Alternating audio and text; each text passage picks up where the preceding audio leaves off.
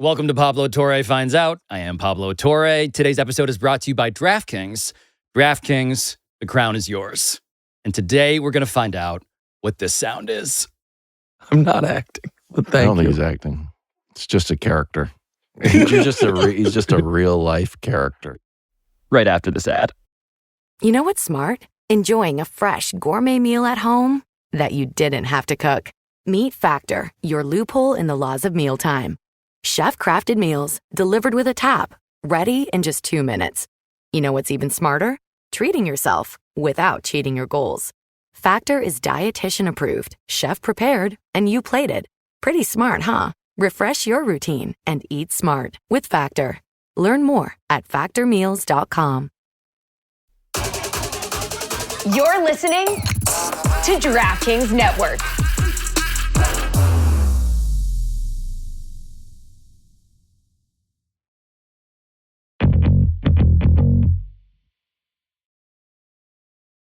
What a delight to have you both here, by the way. You know, thanks me. for having us. Yeah. You're taking stock of your surroundings, Kevin. Well, I've seen I'm a big fan. Oh, yeah. Waiting for Nick to chime in with a compliment, but none has come. I don't like to come over the top on someone else's compliment. Yeah. And I also don't like to lie. So I was in a weird spot, kind of a double win there. But by the way, evidently my hair's getting screwed up by the headphones. I think it looks great. Your hair has been looking good. Though I appreciate that. All of our hair is looking pretty good. Sorry. Pablo's Your hair got great looks hair. nice, too. Wilds has great hair. We know. My hair's fine. I'm in a room with two people objectively with better hair than me. My hair gets graded on a curve because I used to have a shaved head and people thought that was by force than by choice. So people oddly think this is like fake hair. But set that aside. We're going to rank everything in the room by the time this episode is over. Rankings matter. You know what? Can I just say something? These people that think they're too goddamn good to for lists and rankings and whatever, that's what life is. I'm not into people that think they're too good for what everyone enjoys. Rankings are number one, dude. Yeah. I don't even know who's number two. Rankings. Rankings are number one. As far as ways to organize number one rankings. Number two, art. And that's the end of the list. Just rankings and art. Yeah. Let's all get claps, though. You good? No, that was a good clap. Missed it. Best clap, Nick. Second best clap, me. Worst clap, Wilds.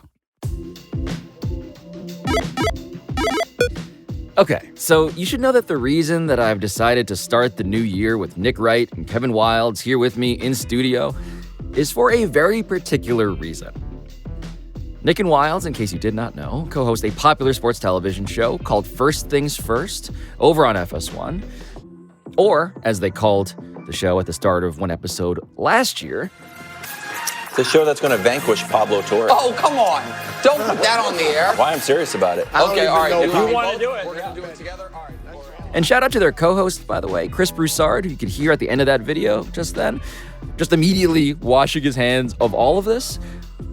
But my feud with Nick and Kevin actually began a lot earlier than that. And so I needed to begin this episode, which will go unusually deep inside of the business of sports media and the art of giving takes and the crafting of magic words and the ranking of celebrity, because Nick started off originally as a solo radio host, and Wild started off as a television producer that I worked with at ESPN. And I just needed to confront them about the last time that the three of us had been together in person, which was, naturally, at Kevin Wilds' family holiday party. Okay. December 2023, Nick. It's the Upper West Side. It's almost Christmas. I see you. Yes. And you say to me something that I've been waiting over a year to talk to you about. Great. You say I have no recollection. You say to me, This is great. I think you're the second smartest person in sports media. I called you second? I would have thought maybe third, but sure, yeah. Did I have myself first or Bomani first? I never followed up until now. I want the rest of these fucking rankings. Well, do I think I am the smartest guy in sports media? Obviously, I think that.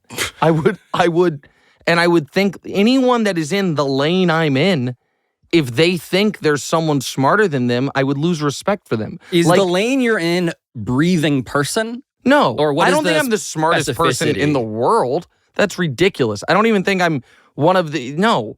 But I'm in an industry where the barrier for entry of intelligence is not exactly high. How dare you? And How dare you? And the lane I have is the annoyingly accurate smart guy. He has been right about the Chiefs. You called that one. Well, that is at least 1/3 true, annoyingly accurate, smart guy. I would just ask the audience, what else are we going to assign my success to? My look? No. I got a great voice? No. Connections? No. Athleticism? No. Likability? Pretty clearly not. It's like, God damn it, that guy really irritates me, but he's smart. I learned something, and he's right a lot. That's a great take. I mean, what do we assign Wild's success to? He's incredibly handsome. Yeah. He's one of the funniest people I've ever met. Yeah. He's super likable. Yeah. Well dressed. If he had all of those things and was the smartest guy in the room, I think he'd be president. But this is the I don't know if I got complimented or dissed there. I think I think it's 60-40 diss. It's a real ice cream sandwich of a compliment. Nothing great at all. But I also think it really says a profound amount about you that it stuck with you for 14 months, because it means that you operate under the same assumption I do, that you're the smartest guy in the business. It's hard to debate that. Yeah. Actually. Who you want to be the smartest too? Want to be is a real loaded clause. You guys are... Do you know what see you why signed this up guy's for my now? rival? Do you see? This rivals thing is more interesting. Do you get it? Having like a... We're 30 seconds away to debating the salary cap. The Second apron. Oh, look at the second apron. That doesn't work. It's so important for Wilds talking to about be the second here. apron. It's so important for Wilds to be here because I So think. punitive. Can't make anything happen. Shut up. Meanwhile, Wilds' take is like, why is it an apron? No, that's Why not is it an apron? Okay, here we go. No, do the rivals thing. I want to catch people up on that. Oh, yeah, which yeah. is that Nick declared on Le Batard's show that he has rivals. Kevin Wilds makes fun of me because he says that this is an insane way to look at my career. But I just assumed everyone looked at it this way, which is I have a rivals list. Everyone in the media that is within 2 years of me or younger than me, I must vanquish and I must be more successful than. I have to do it. They are all my rivals. And the reason I mention it is right now, rising to the top of the rivals list is Pablo Torre, and he will be vanquished. The top Pablo's younger than me. Pablo made fun of me a bit on the show the other day, which only solidified that he is my rival. And it doesn't matter that we're friendly. It doesn't matter that he's always been kind to me. It doesn't matter that I was at a Christmas party with him. I will vanquish Pablo Torre.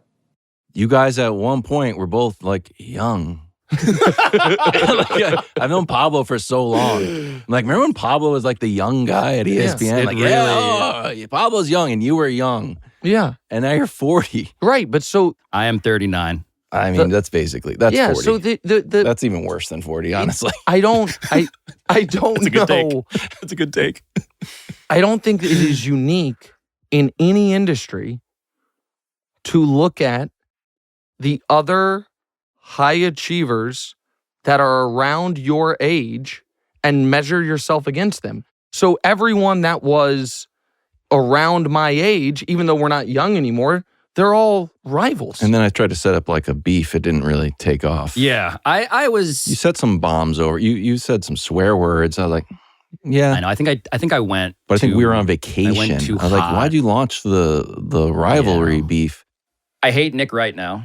Okay, Well, feels And like a lot. Feels like an which camera escalation can that I we don't need. can I speak into? This They're one right all here. yours, Oh yeah, so- all of them. Nick Wright. You. Kevin Wilds. You're a C word. Capitalism. Content. Capitalism. I think You we guys really were on a landed. break. Like, I think Pablo started a beef, but we're not even going to respond. And first things first was on vacation, and I was just yelling into the noise deadening foam in this room.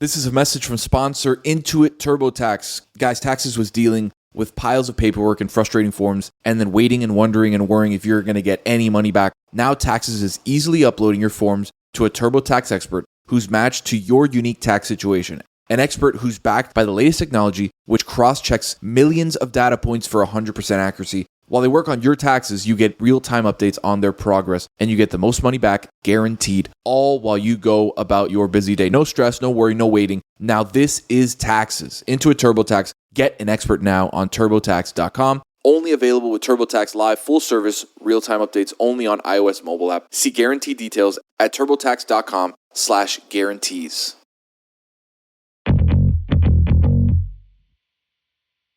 We do have a segment that I wanted to do. And the segment was going to be Take Atonement. And when I texted you guys about this, immediately and unsurprisingly, Nick refused to play along with the segment. Wild was down, I was down, you were not. Again. Do you want me to read into the court transcript what you texted? Please, and see if the audience thinks that I refused. Also, just lie, say he said something. No, read exactly what I wrote. Okay. Pablo, you are the number one smartest person in sports media. Okay. Strike it from the record. And then Wilds replies, I'm in. The next morning, Nick replies, I'm not saying I'm not in. Exactly. But I'm sure you guys will understand that asking me to compile my allegedly worst opinions assumes facts not in evidence. Yeah. Parentheses, that such opinions exist. Close parentheses, period. New text, this could be a Herculean undertaking. Exactly. So as I stated before, I never said I wasn't in. I just said it's going to be hard. But I've got some things ready. But do you want to go first since you guys were the ones in first? You're saying that you have generated. Yeah, I've got kicks. some ones that didn't work, for sure. Is it this one? I'm ready to move from the flirtation stage to the commitment stage. And I am picking the Chicago Bears and Caleb Williams to win the NFC and to be a rookie quarterback representative in the Super Bowl. Wow. Yeah, I mean, that's the obvious one. Now, I am curious, if Jaden Daniels were to make the Super Bowl, that take becomes basically half right. Because most of the 100%. people's objection was a rookie quarterback's never made the Super Bowl. And it would have been like, if you say, hey, an asteroid's going to hit Earth in Peru in 2028, and an asteroid hits Argentina in 2028, you weren't as wrong as the people who were like, no way, it's not coming. You were definitely more right. And so Jaden Daniels' season kind of indicates the opinion a bit, but obviously didn't go that way. There's a whole nother sliding doors thing of if Tyreek Stevenson doesn't taunt the fans and the Bears get to 5-2 and Jaden loses that game, what we're talking about. But no, that was a bad take. The thing about sports predictions is they're predictions. And as try as I might, can't flawlessly tell the future. Yeah, that would have been probably, I don't know if that would have been the number one draft pick for the wrongest take I've had, but it's up there. I mean, it's a take, though. That was just the one from this past year. That's a great take, though. Yeah, obviously. You're saying the process of the take was take. Good, the result was bad. If the take cuts through and it makes sense, it's a great take. It doesn't necessarily have to be right or wrong. What was your request since you have the text pulled up? The request. Bad predictions? It was actually, I thought it was a magnanimous offer. Yeah. It was a take exorcism. We all volunteer a take that we if it was just one take, then it wouldn't have been Herculean. I thought we needed like a long list. We do have this take also, just for the record on that. I don't believe in the Eagles. I don't believe in their coach. And I'm starting not to believe in their quarterback. Yeah, I mean, 2/3 of that applies. I don't believe in the quarterback and I don't believe in the coach. Now, I was dead wrong on Saquon and his impact, and Brew nailed that. Yeah. The thing that I was going to bring to the take exorcism was I did pick the Lakers to beat the Nuggets. Oh, yeah, I love that. That was my shining moment. James, a bump, a feed, a Prince shot. No! Zero's on the clock. The Nuggets advance. They have won. Here's the other thing. I don't understand people being embarrassed by incorrect sports predictions. I think that old takes exposed guy existing has been one of the greatest things that ever happened in my career. Because I think there's a lot of people who are like, oh boy, I don't want to get old takes exposed. Let me water this one down. Do I care? Like, what is like, oh no.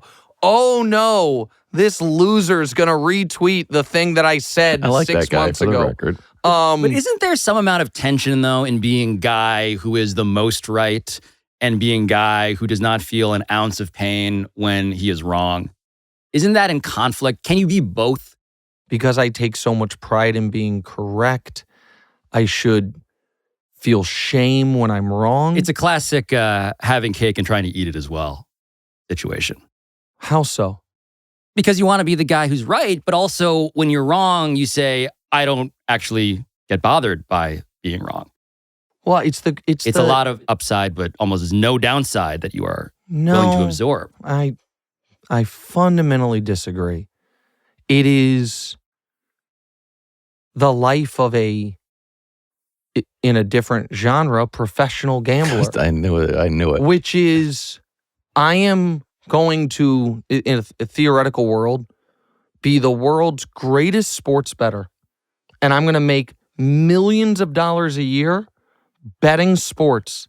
And my path to doing that is being correct 56% of the time. And part of that means I know going in, I am going to be wrong 2 out of 5. And if every time I'm wrong, I'm like, oh, what am I going to do now?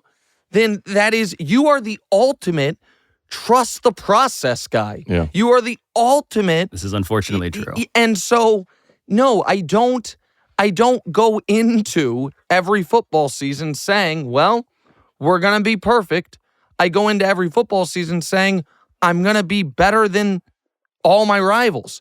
And luckily, all of them, year after year, convince themselves the greatest team any of us have ever seen is probably not that good. So I start off way ahead. Yeah, and I only need a few other things to fall to be the rightest one. Nick does have a remarkable thing going, Wilds, where, and again, this is not an original observation, but somehow his portfolio includes LeBron James.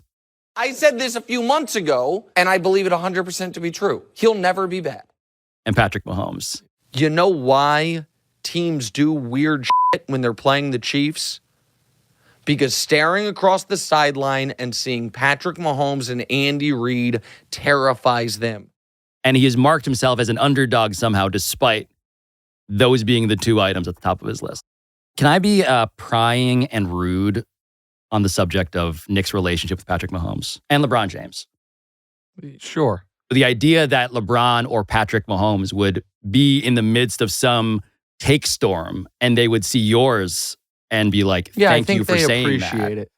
Yeah. I think they appreciate it. Shingun has never reached out to me. all I do is sing the guy's praises. It's really I was early on that. No, but Shingun is learning from Joker. He's baby Joker. Okay. He is. Okay. Baby Joker. Okay, that's fine. You could have just I backed got me you, up. buddy. Being I his haven't gotten personal a follow. I'm just attorney like has the not. pro bono publicist for Shingun. This dude is out here. He should make the All-Star You team. really should get more love From Shingun? from your guys. Yeah, because my guys, Well, hold on. I rock with my guys hard. Mac Jones did start following you on Twitter. Yes. Oh. Yeah. So was big. does that mean that he's not being submitted to the center of the table for a take atonement? No. I mean, I can get into that. I thought that that's what you were going to get into. Never. But now it I'm seems like never you're going to leave Mac compromised. Jones basically because Sam Darnold, I'm telling this the Sam Darnoldification of sports. You want a $5 word, There it is. Darnoldification. Sam Darnold's success has made it possible for me to never sell any bad take anywhere. Off play action. Stepping up. Launching downfield. And it is caught! Twisting, turning, touchdown, Jefferson. Minnesota's back in front.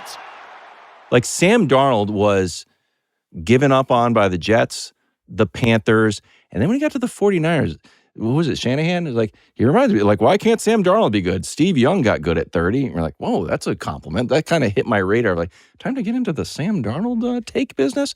And Sam Darnold is amazing. So why is Mac Jones right now as good as Carolina Sam Darnold? Probably not. How dare you? But never leaving Mac Jones. But point taken. That's it. It's the ceiling of guys. I'm never giving up on anybody until they retire. And like, yeah, I don't know, maybe USFL, he can come back. But the point you're making is that Sam Darnold was a turning point in the sports discourse, such that because he has had a comeback like this, now we cannot write off anybody. Certainly quarterbacks who are so situationally coach, wide receiver, offensive line dependent. Sure. What I'm getting, though, is that neither of you are going to play this game. No, what do you mean? You're both rejecting the concept of having a take to atone for. I've said 3, Pablo. You haven't said one of yours. Ben Simmons. I'm not giving up on Ben Simmons. He gets his back healthy. Ben Simmons unfollowed me on Twitter. Ben Simmons is my answer. You're giving up on Ben Simmons? I think I have to. I'll believe in Ben Simmons then. I think I have to. My take on Ben Simmons was always, and this is, I'll do a little Nick Wright for you. Nick, if I gave you a flying car, you'd be impressed, right? Sure. If this car was the fastest car in the world, you'd be impressed. Yeah. If this car didn't have a stereo, you'd be bummed, but you'd still think incredible car. Yeah. That's Ben Simmons. That's such a terrible take. I'll stick with your analogy. If because the lack of brakes exist, you're afraid to drive the car fast, but it can go fast. You're afraid to take it on the freeway, but it can drive above traffic. Then it doesn't matter. It can do all those other things. The other guys in league history who have had a hole in their game, it didn't metastasize in a way that it undermined every other piece of their game.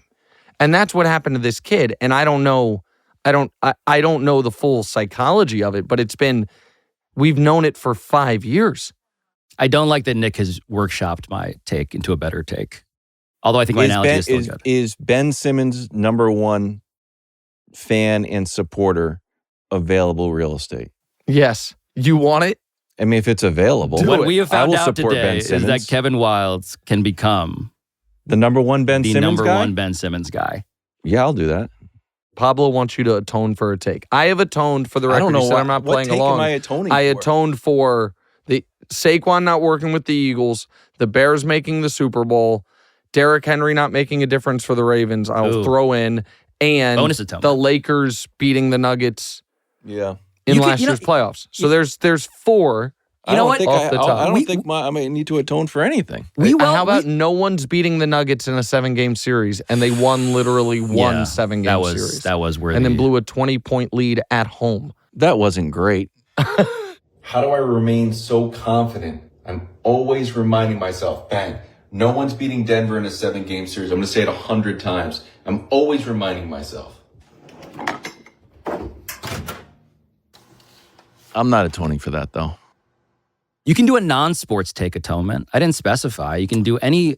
Is there any take, Wildes, that you regret that you've come around on in the last year? Or more. We can do more. I'll give you one in the meantime while you're thinking. A non-sports take that I've just been wrong about. I'm like, you know what? This is good. He said he has one he wants to give. Yeah, go ahead. I'll brainstorm. I'm a morning guy now. I used to want to stay up late. Now I wake up at like 5:30 a.m. Was that a take or just like an evolution of your life? I think I was... Like, mornings suck. I think I was dead wrong. Yeah. My take previously had been, I will never want to wake up this early. And now I'm regularly waking up this early. And it's better. Yeah. I get so much more done. Yeah, it's better. Yeah, the mornings are great. Also, being a dad, I feel like I get to spend time and, Yeah. That's the take. Mornings are better than night? Yeah, exactly. I'll fall asleep at 11 p.m., 10:30 that's just even. called aging. Yeah, I think that's just maturity.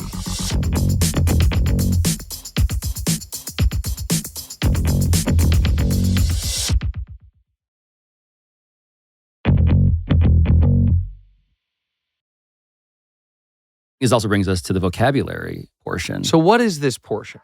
It's just the idea. My favorite portion. It's your favorite? Yeah, go top, Pablo. Sorry. Wild, set it up, please. Words that work for sports debate. Maybe like magic words. My favorite is deserve. Yes. Deserve is one of my favorite words. Does Lamar deserve to be a 10-point favorite? Does Russell Wilson deserve to be a 10-point underdog? Do the Chiefs deserve the bye. Like, what? They're 15-1. Yeah, they did. Yeah, but dude, they deserve it.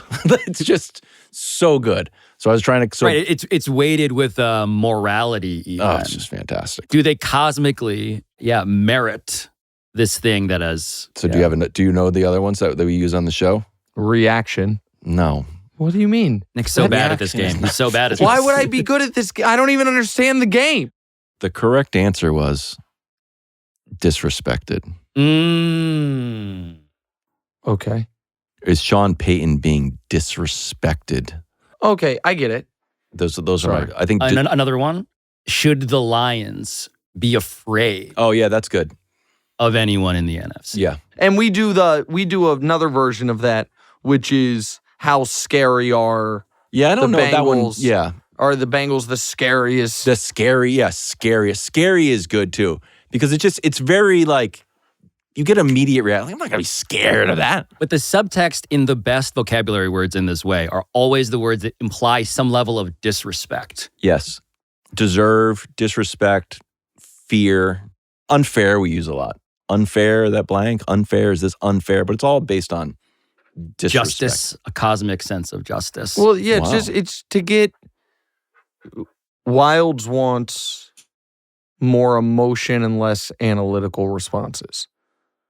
Yeah. Typically that creates the best show. Yeah, some combination of the two. Yeah. But an emotional response with a statistical foundation is nice. Yeah, no. It has to be based in fact, but a feel to it. Yeah, that's what makes with philosophical kind of a clash. So I did high school debate. One of the things that I learned is that a key to ensuring a messy disagreement is to never define the term that you're actually debating. Oh, and be valuable. Valuable, greatest. These are things where Nick's brain has already activated. If you were to put an fMRI on Nick's brain, as I said those words, you would have had already like a decision tree of just arguments about in the debate team, that's something from like I've seen a few debates, but I'm not totally familiar with the format. But it's terrible. That's actually. something that the initial you will have to spend time in your boss. opening case, like saying that you define the terms. You attempt to define the terms so that you both agree on what you're arguing about. And if you don't, you end up eternally debating Michael Jordan versus LeBron. That sounds great. Like if you were to just dive into it without agreeing on what value means, you would never actually engage, or at least you wouldn't engage with what the other person is actually trying to say until like several levels into the argument that you were making. That's the fun part, though. Taking the fun. It sounds like you're taking the fun out of it. Well, that's what I mean. Messy disagreement is actually I like the messiness of it. Great to watch two people really good at disagreeing but really bad if you're trying to resolve anything, which is why you don't actually want to have a word that is so clean and binary. I'm not about that. You want to have something that you just lose yourself in. Okay. Yeah, now you know. Got it. I hate you guys. What happened? That I was don't know. interesting. It seemed like there was a period at the end of that. Here's a question that I've genuinely been curious about with you guys. The best form of famous. Who is famous best? Whose fame do you want? The whole world is available to draft. Whose famous do you want? Is there any financial association to this? Yes. Or is it just the fame? There is financial association with it. You can monetize it. You can do whatever you want. No. That's not what I mean. What I mean is, do you get this person's fame and wealth or just their fame? I'm not saying you can then make money off that level of fame. What I'm saying is, if you do you understand what I'm saying? Like, do you understand the question I'm asking? I do. Here? I'm making a list. Because like this is not who I would pick. I don't think Chris Bosh's fame is hyper monetizable, but he's got a couple $100 million already. So I'm asking if in that scenario, if you were to pick Chris Bosh, do you take with you the couple $100 million? It's probably more interesting if the answer is no, that you're just getting their fame. Right. It's celebrity. Do you have an answer for this? I have a draft pick. Okay, I want to hear yours, if that's okay. Yeah. I want to be Mike Trout. Mike Trout. I want to be revered among those who know what it is that I do and respect why it is that I'm good at it. Yep. But I also want the plausible deniability of ever actually being identified as or stopped as Mike Trout. I mean, as far as a number one pick, like, can Mike Trout get into every restaurant? Because if you can't, if Mike Trout and his wife are going like, they said it's going to be 15 minutes, maybe 45. Like, she'd be like, honey, you're Mike Trout. Like, I know, but I played for the Angels. But what if Mike Trout has his assistant that's just him, who has registered if I'm having Mike a Trout fake assistant at assistant, Gmail, then I'm not famous enough. Send a reservation request with the hyperlink to my baseball reference page. I don't know if that plays. I think I have a better answer. Let me hear you. What do you got? Sully. Sully Sullenberger? Yeah, hero. Hero with a mustache. I think hero for being cool, not just saving lives. You didn't just, you're not a scientist that wow, this invention that you made saved a lot of lives, which is very good. Don't get me wrong. Like, no, I saved lives in a dramatic way in the city. Now, with the Tom Hanks movie, I guess he had to go to, if people were mad at Sully for some reason. Yeah, but yeah. I didn't like that part at all. Did they cancel Sully at the end of Sully? No, remember he was in the midst of it. If the Hanks movie's correct, he was really raked over the coals about, did you actually have to land in the Hudson? Yeah, I don't know who's giving Sully. Yeah. I would have gone to the congressional meeting like, hey, man, Sully. The events of January 15th, 2009 have been well documented. And rather than recite them now in great detail, I want only to reiterate to the subcommittee that the successful outcome was achieved by the actions of many. I think Sully is just great. Everybody loves him. But maybe he's got some waning fame, but he's just right. But so you are hero is nice. By that, you want people to say thank you. Hero's nice. But let me ask. Hero is pretty sick. Definitely sick. But let me ask a question. To me, that answer tells me you don't value at all, like, recognized on the street. No, that's probably a detriment. I don't think famous people like that at all. So I think some people don't. Others. Tommy DeVito's agent lives for it. That's a good level of fame. But if your draft pick is Tommy DeVito's agent, no, that's not. No. That's not my draft pick. I was just saying. So it was just interesting that Wilds picked a guy who I think Sean Stellato only becomes recognized upon introduction and never randomly. You understand what I mean? Like, people hear the name, and I think most people know it. But if you have the stash, even with you the lose stash, no I got to one's tell you believing right it. now, I don't know what if I close my eyes and think of that guy, I just think of Tom Hanks. Like, I don't remember what the guy actually looks like. And if he was walking down the street, I wouldn't know him. What happened to us on the way in, that to me is awesome at that exact level. When we were walking in the building, somebody just walked by. I was like, hey, fellas, love the show. Like, that's a great, like, endorphin boost. Yes. I also think being truly famous would be exhausting, and I don't think that would be fun.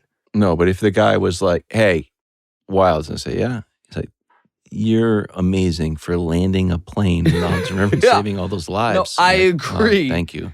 I'm trying to think of the name of, like, who this describes.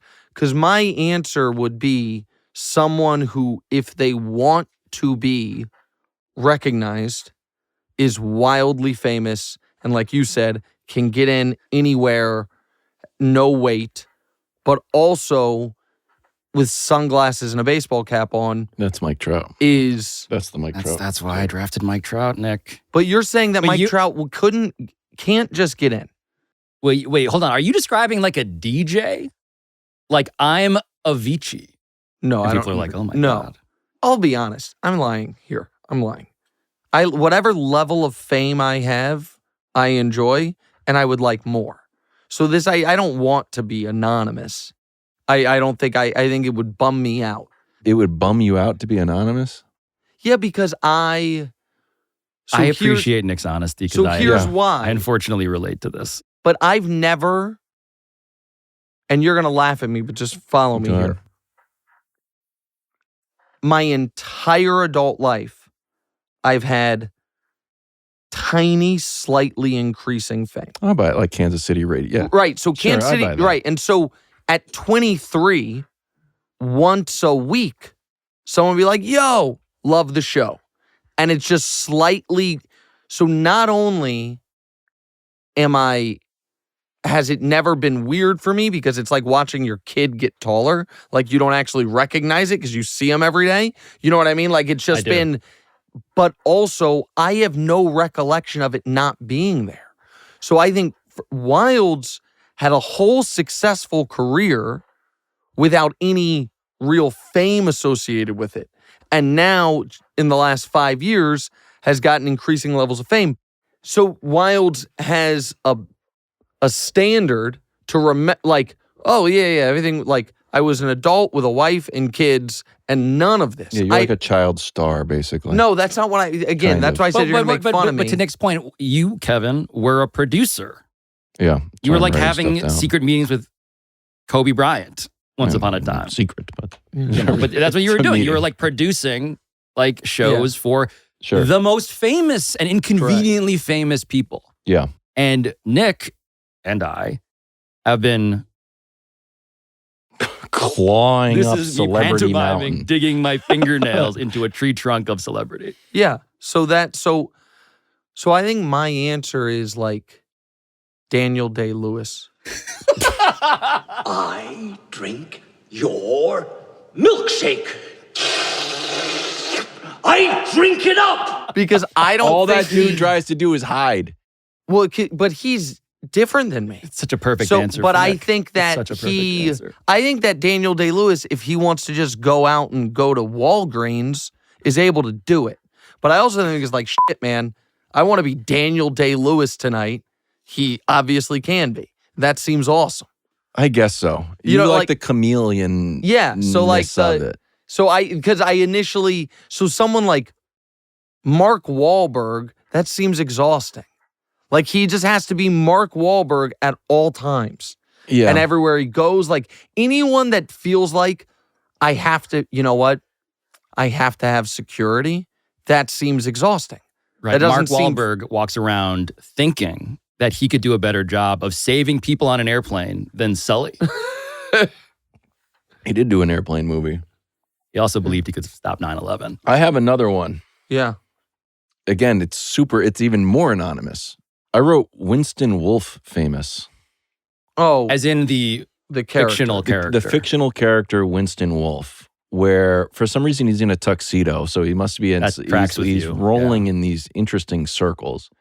And when who does it? Ving Rhames. Ving Rhames. Did you earnestly pronounce it Rhames? I didn't know. I don't know how you pronounce Ving Rhames' name, but now I do. Mispronunciations are fine because it means you learned it by reading it instead of hearing it. I may have just misremembered it. In any event. True.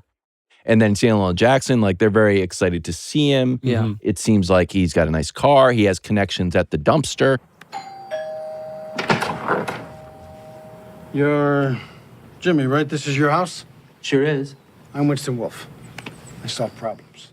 Like it just he's there to help you get out of a bind. But not necessarily like I don't want that to be my job necessarily. No, but what you mean is within an industry, I'm considered really drug kingpin famous. That's an interesting type of famous. I think it's quite dangerous. No, I understand, but it's the same type of thing where it's like you are anonymous to everyone except for the people who know who you are, and to those people, you're a big deal. And in that element, that's also like kind of like a Sully thing. Except Sully did his thing. I would urge you to reconsider. And do Mike Trout? Taking Mike Trout. I'm taking Mike Trout. He gives you drug kingpin fame. I didn't want that. Without that was having him. I do not want drug as a kingpin concern. fame at all. No, I was just trying to, maybe I should use a different analogy. Phil Ivey. It's a good level of fame. Where, once again, people who know, and to those a great people, level of fame. To those people, you're a god. Conspicuous also. But also you're You know what I mean? Too. So I That's think what mine is, but it's like I can wear a tuxedo. Yeah, yeah. I'm big on if I can wear a tuxedo. That was a good question, Pablo. Do you have a list of questions that we should have let you ask instead we just said dumb stuff for 40 minutes?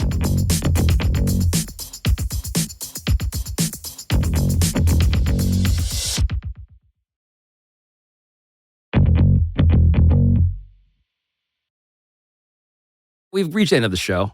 And at the end of every show, we talk about what we found out today. Because it's called Pablo Torre Finds Out. So I will ask us to go around the table and we all say what it is we found out after hanging out with each other and finding all this stuff out. I have found out that Nick Wright drafting Daniel Day-Lewis is the perfect answer for a guy who I can't tell is acting or not. You can't tell if I'm acting? I think you are a method arguer. And that is the highest compliment I can pay to you. I'm not acting. But I don't think he's acting. It's just a character. He's just a real life character. What did I learn? That Sean Stellato was in fact Tommy DeVito's agent. No, I knew that. He knew that. I saw you at Yankee Stadium, by the way. Yeah. At Game 5. We said hello to each other. Yes, but I think Sean Stellato was also there. Yeah, I know. That's the bit that I eat. Sean Stellato, you know why you recognized him? Because he was walking around begging people to recognize him and hoping someone said, please take a picture with me. Like, that's why. Wiles doesn't like me saying this because he thinks it's mean. And it is mean, but sometimes truths need to be spoken. Go ahead. You go on what you learned, and then I'll go. I also just learned that truth. I learned I hurt Pablo's feelings at your Christmas party. I don't think you hurt his feelings. Yeah, I don't think that was the 13 months takeaway. ago. I found out that Nick is projecting onto my feelings, maybe his own feelings. Apart. No, it's not. I'm trying to find a nicer one because the one that's actually there, I feel like it's not Take it. kind. Take it. I think you guys are nuts for not wanting to be anonymous. Like, I feel like you're like headed towards, you're going to be in the old folks' home, be like, hello. I'm like, it's just, I don't know. I don't think that's a. I'm going to be podcasting till I die. So, yeah. Just, I guess. Call me crazy. Well, it's just, I don't know. The external validation is a little concerning for me. I didn't have you guys pegged for that. Really? You didn't you didn't have me pegged for that? For external validation? What I have found out is that Kevin Wildes is terrible at pegging people for pegs. No, I did. For external validate, I didn't know. No, because you're kind of like, I don't know. I thought the art of the take was good enough. No. Like, here, can I ask you a question? If you were on a deserted island, but this setup, just you, do you think you would give takes? Of course. That's what I'm saying. But it would just be a mic plugged into nowhere. You'd be like, all right. Yeah, no. So both that it's things just like can the be act true. in itself yes, is fulfilling. 1,000% that the is process. true. What is also true is I have become addicted to the occasional, what I call it, endorphin boost or ego boost or Dopamine, whatever of the stranger saying like what you do. Yeah, Or I'm recognizing with me Nick or on whatever. this. And I I'm have with Nick on become that. was something that I do not, is not a positive trait, but I recognize it. I've become very impatient on lines. Because like I still go out to clubs and stuff with my wife. And I used to, like, oh, there's a line. We'll just wait in it. And I just don't have the capability anymore. I'm like, can't no, do it. Can't do it. I can't. That's not so, a public facing thing. You think that's just getting older? Yes. No, so maybe, but it's my time's running out. As soon as you get old, the older you get, the less interested you are in lines. Like if you're 88, like, man, well, I got limited time here. That part's true. I'm not waiting in a line.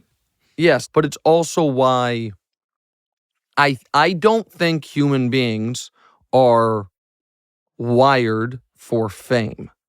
And I think it is unnatural, and it's prior to the last 20 years, very, very, very few people were actually had any fame. And everyone wondered, like, what's happening to society, whatever. That's too wide-ranging. But I truly believe millions of people now having an element of notoriety or fame via a social media following is the symptom of so much of people losing their minds. People get more anchored to opinions they had because you used to be able to have a bad opinion anonymously and change it. But now it's like, 8 years ago, I posted on Facebook that I believed this, and now I'm tied to that, like a bad sports take that people won't let go of. And I think that people have started manicuring and curating their own belief system to what they think their following likes, because people aren't wired to deal with fame. And so I think one of the other pieces of that is once you have an element of it, I think most people feel they need it. I'm not saying it's healthy, but I think it's more typical than you would think of people who've been in the public eye for a long time needing to keep some relevance. How about that? What are you laughing about? Can we end the podcast with a funny story? Proceed. Belmont Steaks. We're there. Fox has it. So we're there. I've got my kids with me. Did you? Oh, you brought. I brought my daughter and her best friend. Daughter's friend. And there's some executives there, and it's just a great time. And then Nick is. I felt like maybe I'm just telling myself this, but you had some like gambling crossover that maybe people recognize you from poker because they're a little bit of poker, Nick's a little bit of sports. Globally competitive poker player. Yeah. Thanks, Pablo. Accurate. Nicest thing you've said to me in 2 hours. Guy comes over to like you're in like little squares, and the guy comes over. He said, "Oh, Nick, love the show." And I'm like, "I'm on the show. I'm on the show. It's hard to like consume the show and You're the not leader like of the show, stumble in fact. across me. It's like you're like, I love the steakhouse. Like I'm the salt shaker. Like I'm there. I'm not saying I'm the star of the show, but I am there, and you usually have to spot me." And then Nick very kindly senses this kind of tension because the guy's talking about the show. And, Wilds, he goes, I don't, Wilds right here. And the guy looks at me and goes, I think he said, do you want a picture with him? And the guy goes, yeah. Just kept talking to me. Didn't walk away. No. Just kept talking. It was just, he's like, yeah. I'm like, buddy, it's not even on film. It's not even it's just a free, it's not like when I was growing up, like we only had 12 pieces of Kodak and we don't want to waste one. There you go. That's my level of fame. Kevin thank Wilds, you, Pablo. Nick Wright. I mean this when I say this. Two of the greatest guests That's not true. in the history Oh, of that was Pablo a Torre trick. finds out. Why is Well, it a it's trick? just- Because remember, he said it's like a messy entanglement. Thanks, Pablo. Bye, Pablo.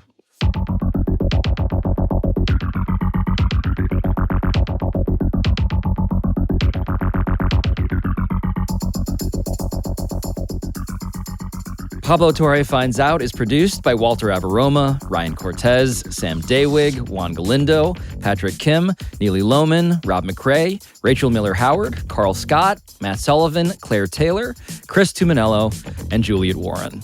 Our studio engineering by RG Systems. Our sound design by NGW Post. Our theme song, as always, is by John Bravo. And we will talk to you next time.